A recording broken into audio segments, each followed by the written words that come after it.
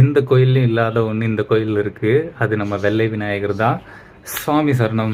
நாம் இன்னைக்கு எந்த கோயிலுக்கு போனோம் அப்படின்னா கபர்தீஸ்வரர் கோயிலுக்கு தான். இந்த கோயில் வந்து திருவலஞ்சுலிங்கிற ஊரில் இருக்குது, சுவாமிமலைக்கு பக்கத்தில். இந்த கோயில் வந்து சிவனை விட இதுக்கு முன்னாடி இருக்கிற இந்த வெள்ளை விநாயகர் தான் ரொம்பவே பிரபலம்.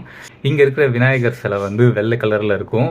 ஏன் அப்படின்னா பார்க்கடல் கடைஞ்சு அமிர்தம் எடுக்கிறப்போ இந்த விஷத்தை வந்து சிவன் உட்கொண்டார் இல்லையா, அதோட வேண்டுகோளுக்கு நாங்கள் எஞ்சி அமிர்தத்தில் விநாயகர் சிலையை வந்து முக்கிய எடுத்ததுனால தான் இங்கே இருக்கிற விநாயகர் வந்து வெள்ளையா இருப்பாராம். மொத்தம் 3 கதை இருந்துச்சு இந்த கோயிலில். ஒரு கதையில் வந்து ஏரண்ட முனிவரும் வந்தார். ஏரண்ட முனிவர் யார் அப்படின்னா நம்ம கொட்டையூரில் இருக்கிற கோயிலுக்கு போனோம் இல்லையா, கோடீஸ்வரர் கோயிலுக்கு, அங்கே இருப்பார் ஏரண்ட முனிவர்.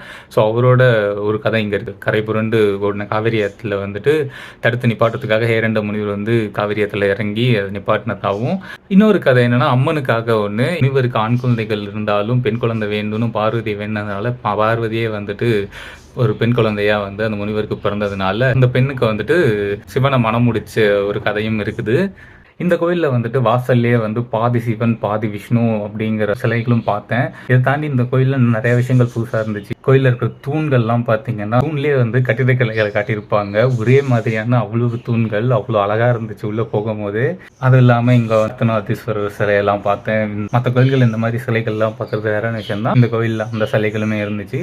இங்கே இருக்கிற சிவலிங்கம் வந்துட்டு கபர்தீஸ்வரர் அழைக்கிறதுக்கு காரணம் வந்துட்டு அம்மனை மனம் முடிக்கிறதுக்காக எடுத்த அவதாரம் தான் அந்த கபர்தீஸ்வரர். அதனால தான் இங்க இருக்கிற சிவனை வந்து கபர்தீஸ்வரர் அழைக்கிறாங்க. வலஞ்சுலிநாதர்னு ஒரு லிங்கம் இருக்கு. அது எதுக்காக அப்படின்னா காவிரியை தடுக்கிறதுக்காக ஹேரண்டர் வந்து காவிரி ஆற்றுல இறங்கினார் இல்லையா, ஸோ வந்து வளம் சுழித்து அவர் வாங்கினாரு அப்படிங்கிறத மென்ஷன் பண்ணுறதுக்காக தான் அங்கே அதுக்கான உருவான லிங்கம் தான் வந்து வலஞ்சுலிநாதர்னு இதை அழைக்கிறாங்க.